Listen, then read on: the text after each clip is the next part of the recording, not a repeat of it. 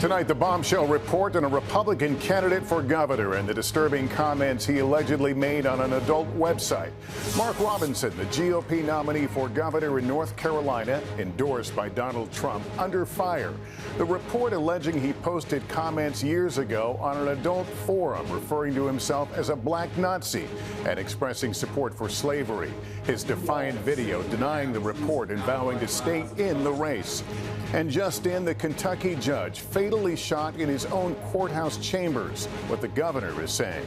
Also tonight, Israel striking dozens of Hezbollah targets in Lebanon after those deadly attacks using exploding devices. Hezbollah's leader speaking from a secret location, calling the attacks an act of war. The race for the White House, Kamala Harris bringing in the star power, holding a campaign event with Oprah Winfrey. And Donald Trump, after pushing false claims about Haitian migrants in Springfield, Ohio, now vowing to visit the city. Our NBC News investigation, the medical school that profited off leasing out unclaimed bodies for research, one woman's fight to get back her fiancé's remains, and what has happened since our first report. And the group of seniors diving in to keep Cape Cod clean. This is NBC Nightly News with Lester Holt. Good evening and welcome. Scandal tonight rocking the governor's race in politically consequential North Carolina. Republican candidate and conservative firebrand Mark Robinson tonight facing calls to drop out of the race after a CNN report today linked Robinson to a series of inflammatory online remarks, including, according to CNN, referring to himself as a black Nazi and writing in support of reinstating slavery. But Robinson is strongly denying making the comments and says he is staying in the race. We have to warn you, much of the reporting in this story is graphic in nature. The cable network saying the remarks were posted on a porn website over a decade ago, linked by a single username. NBC News has not verified the authenticity of the posts. Robinson calling the report tabloid trash, as some Republicans are speaking out against him.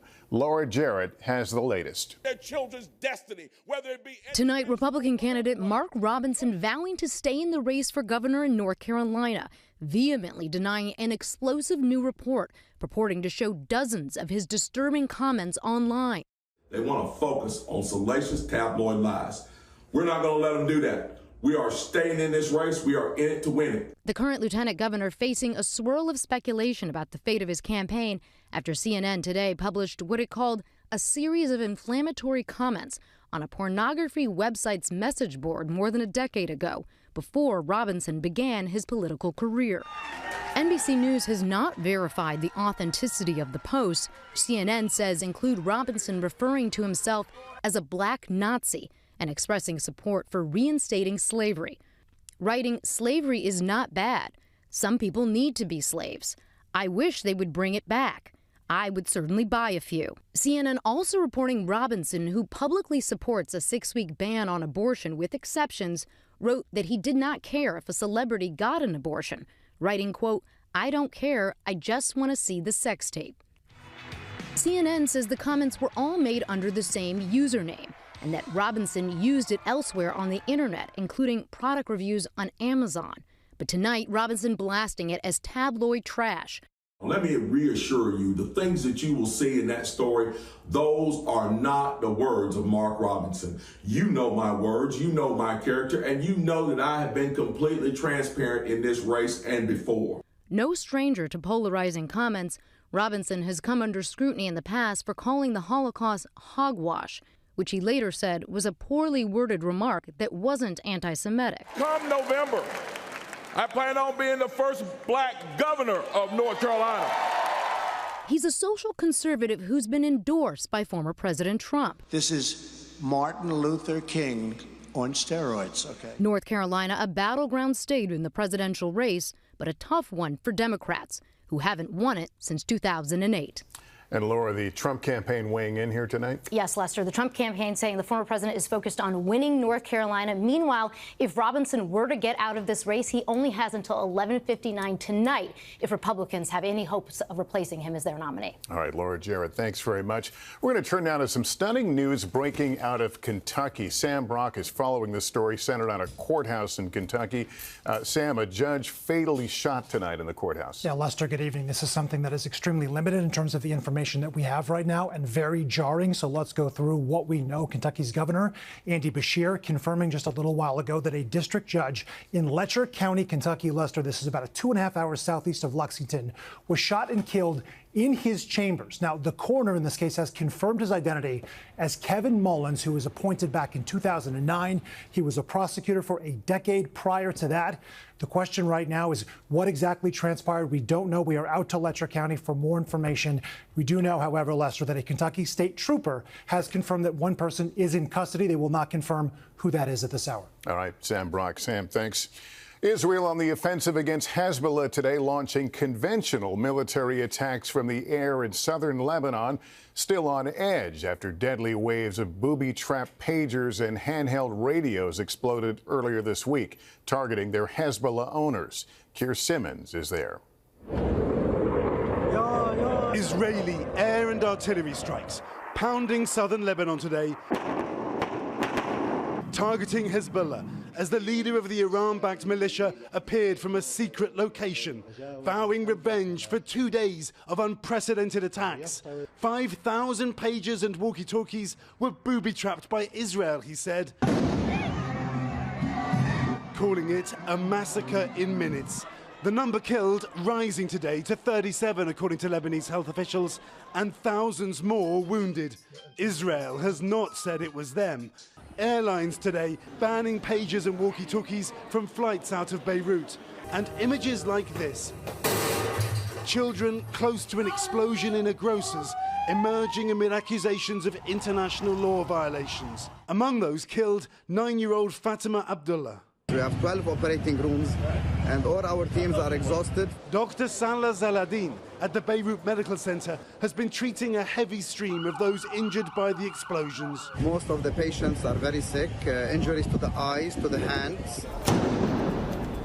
The synchronized assassination was clearly long in the planning, masterminded by Israel, 2 US officials tell NBC News. A clandestine trail of companies from Hungary to Taiwan to Japan denying involvement.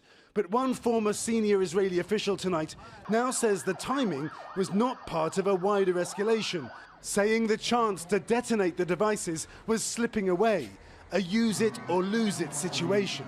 Tonight, Iran promising a crushing response, and the US Secretary of State in Paris trying to de-escalate the conflict. The population in both northern Israel and southern Lebanon has had to flee their homes, and we all want to see them be able to go back to their homes, and that requires a secure environment. And tonight, Israel says it has arrested an Iranian agent aiming to kill its senior leadership. The potential for an all-out war still feels very real here. Lester? All right, Keir Simmons in Beirut, thank you. Now to the race for the White House, the fight over key battleground states ramping up, with Vice President Harris bringing extra star power onto the campaign trail. Here's Gabe Gutierrez. Tonight, Vice President Harris once again in the critical swing state of Michigan, this time getting a celebrity boost from Oprah Winfrey at a live-streamed event. What we are hoping is going to be one great big giant voter rally. Just weeks after the TV icon's high wattage endorsement at the Democratic National Convention. Let's all choose Kamala Harris! And with in-person early voting beginning in several states tomorrow, a new poll showing just how tight this race is. Harris and former President Trump tied at 47% nationally. And in the key state of Pennsylvania, Harris has a slim lead within the margin of error. Meanwhile, the former president overnight looking to boost Republican congressional candidates, making a pitch in deep blue New York. With terrorists and criminals pouring in, and with inflation eating your hearts out, vote for Donald Trump. What the hell do you have to lose? While Harris has attacked Trump on health care. They intend to end the Affordable Care Act, all based on concepts of a plan. death. The former president is pledging to lift the $10,000 cap on state and local tax deductions, known as SALT, even though the controversial cap was part of his signature tax law in 2017, a move critics said targeted Democratic-leaning states with high property taxes. Now, I will cut taxes for families, small businesses, and workers, including restoring the SALT deduction. focusing on concerns over immigration, Trump now says he plans to visit Springfield, Ohio, where he's faced fierce criticism for his comments about Haitian immigrants. Lester? Gabe Gutierrez at the White House. Thanks. Emotional testimony today at an inquiry into that doomed Titan submersible mission to the Titanic as we learn about a malfunction days before the deadly dive. Here's Jesse Kirsch. They were just very happy to go. That's how Renata Rojas remembers Titan's five-man crew preparing to dive to Titanic's wreck and ultimately their deaths last year. Nothing is going to bring our friends back. Today, Coast Guard investigators questioning Rojas, a former mission specialist for OceanGate, about the company's submersible, which imploded last June, killing everyone on board. The Coast Guard now releasing this new video showing Titan debris on the seafloor. OceanGate's former scientific director testifying about potential warning signs ignored, including on Titan's last dive attempt before the fatal mission. The bow of the submersible was pointing up in the air. The pilot crashed into the rear bulkhead. The rest of the passengers tumbled about. Rojas says she was clear-eyed about risks she believes are worth taking. I hope that this investigation creates an understanding that with exploration, there's risk. And without taking that risk and the exploration, the world will still be flat. Private citizens are the ones funding the expeditions, and I hope that doesn't stop. Jesse Kirsch, NBC News. In just 60 seconds, the new warning about popular social media and streaming platforms. How much personal data are they harvesting from you? And how much money are they making? Tonight, federal investigators are accusing social media and streaming companies of a massive campaign to collect personal information on users and even non-users. Here's Tom Costello. Federal investigators call it a vast surveillance of anyone using some of the most popular social media and streaming companies, including Amazon's Twitch, Facebook, YouTube, Twitter X, Snap, TikTok, Reddit, WhatsApp, and Discord, gathering user age, gender, and location, even marital status and income to target ads and sell the data to third parties. They've amassed vast profiles of just about every American, including Americans that don't even use these services. The FTC says companies are too often failing to protect personal information, exposing users, including children and teens, to a range of threats from identity theft to criminal stalking. And Congress needs to create tough new privacy laws. What are these companies doing with the data they collect on all of us? We were quite disturbed by the fact that some of these companies did not even know all of the third parties with whom they were sharing data. Today, many of the companies refuted or declined to comment on the report, though in the past, Meta Facebook CEO Mark Zuckerberg has defended his company. We give people the ability to connect with the people they care about and to engage with the topics that they care about. Online advertisers today said consumers understand the value exchange and welcome the opportunity to have access to free or highly subsidized content and services. But security pros say most of us simply scroll through the long user agreements when we sign up. It's either opt-in or you don't get to use the service. And so many people are in a hurry and they don't read it. The bottom line, it may be easy to delete an account, but not your digital footprint. That could live forever. Lester? Okay, Tom, thanks. Coming up, our follow-up to our bombshell investigation when we asked a state medical school about selling parts from unclaimed dead bodies without consent. They shut down the program. Our new reporting and the families waiting for closure up next. We're back with part 2 of an NBC News investigation into a Texas medical school that was dissecting, studying, and even leasing out body parts of unclaimed bodies, at times as their only families search for them. Tonight, Liz Kreutz looks at how widespread the practice may be and the ethical questions it raises. It was a lucrative business, a state medical school near Dallas making money by dissecting, studying, and exporting hundreds of unclaimed bodies.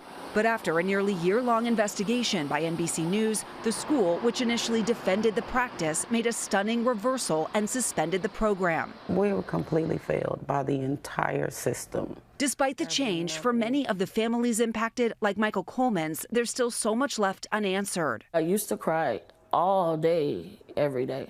Now I just cry at least once every day. Coleman's fiancée, Louisa, and his sisters, Shay and Tisha, spent months searching for him after he didn't come home. It turns out he had died, possibly hit by a car near his apartment. Within days, Michael Coleman's family began searching this neighborhood, even putting up missing persons flyers, all while Michael was languishing in a hospital just minutes away. But despite the family calling the hospital, calling police, calling the medical examiner's office, nobody connected the dots. When the family finally did, it was too late. The Health Science Center was already preparing his body for a 12 to 24-month study. I told that lady, give his body back, and she's like, well, no, because he was donated to us, but he was wrongfully donated to y'all. 10 companies and medical schools that paid the university to use body parts have since told us they did not know those parts often came from unclaimed bodies. One of those companies, National Bioskills Laboratories, paid $900 for the torso of U.S. military veteran Victor Honey, who we told you about earlier this week. Were you aware that your laboratory was using body parts of unclaimed people? No, not at all. First time I heard about it was when NBC News contacted me. It says donated on the paperwork. What did you think that meant? That they donated their bodies for this purpose. Are you going to change course in any way now knowing what you know? Yes, absolutely. We need to know exactly who consented. I would like to know that. While training on unclaimed bodies is legal in most of the country, many U.S. medical schools have halted the practice. A few states, including Hawaii, Minnesota, and Vermont, have outright banned it. But because no national data exists about how common it is, NBC News conducted its own survey, reaching out to 51 major medical schools in 29 states. 44 of them told us they don't use unclaimed bodies. The rest didn't answer. What is the moral question here? What do we owe the dead? And what do we owe their loved ones? Eli Shoup is a bioethicist advocating for a national ban. Who is most likely to be deemed an unclaimed body? People who die poor. These are marginalized communities who are being affected by this practice. A local med school has justified this practice to me in terms of it diversifying their cadaver lab. They'll come out and say, this is a great way for our students to get training on black bodies. But I don't think that that's a feather in your cap if you've just taken that black body. Without consent. Without consent. I think that in some sense it is modern day grave robbing. That's exactly what Coleman's sisters feel happened to him. He was a black man with a criminal record. Do you think that the officials took your family seriously? No, because of his past, because he's black. Officials with Dallas and Tarrant counties and the Health Science Center have declined NBC News' repeated requests for interviews. But just this week, after the university suspended its program and after NBC News aired the first part of this story, both counties held meetings addressing the failures. For Louisa, he's just another body to them. It's a step towards closure, but still, no justice. He wasn't a missing person. He had family that loved him. He wasn't nothing. That's how they treated him, like he wasn't nothing, when he was everything to me. Liz Kreutz, NBC News, Dallas. And we'll take a break. When we come back together, they take the plunge to clean up underwater waste. Meet the women with a passion for restoring polluted ponds. Finally, there's good news tonight about a league of female divers. If you look in the chilly ponds of Cape Cod, you can find them on a mission to clean up underwater trash. Stephanie Gosk has their story. Ladies of a certain age like to gather. They play cards, drink tea, chat. Oh, look at that. Yeah. Not this group. This is perfect. Beautiful plastic bottle. These are the self-proclaimed old ladies against underwater garbage. OLOG for short. And they are cleaning the freshwater ponds in Cape Cod, Massachusetts. Trash diving. As a group. For fun. What is a good day in the garbage department? 100 pounds. 100 pounds? 84-year-old Susan Bauer came up with the idea herself. Water is magic. You're immersed in it. You're in a different world. A swimmer and a naturalist. She was seeing too much garbage along with her beloved turtles, so she got her friends together. I've always loved nature. Wanted to do something at my age to give back. It's a skill I didn't even know I had, finding trash in ponds. There are strict rules on membership. Divers older than 64, no men, and they have to pass the tryouts. You have to swim a half a mile in under 30 minutes, but you also have to be able to handle a mile. Water's murky, there are snapping turtles, there are eels, so it's too bad that the cutoff is 64 years old. Or I'd totally be in there helping them. They pull up some remarkable things. Car batteries, garden gnomes, and the find of all time, a toilet bowl. But in the end, the benefit is greater than just the cleaned up ponds. And when you finish one of these days, how do you feel? Empowered, tired, and like I'm 10 years old. We realized that we were a lot happier when we came out of the water than when we went into the water. Because big garbage is big joy. That is success. Stephanie Gosk, NBC News, Sandwich, Massachusetts. We should all thank them for what they're doing. That's Nightly News for this Thursday. Thank you for watching. I'm Lester Holt. Please take care of yourself and each other. Good night. Thanks for watching. Stay updated about breaking news and top stories on the NBC News app or follow us on social media.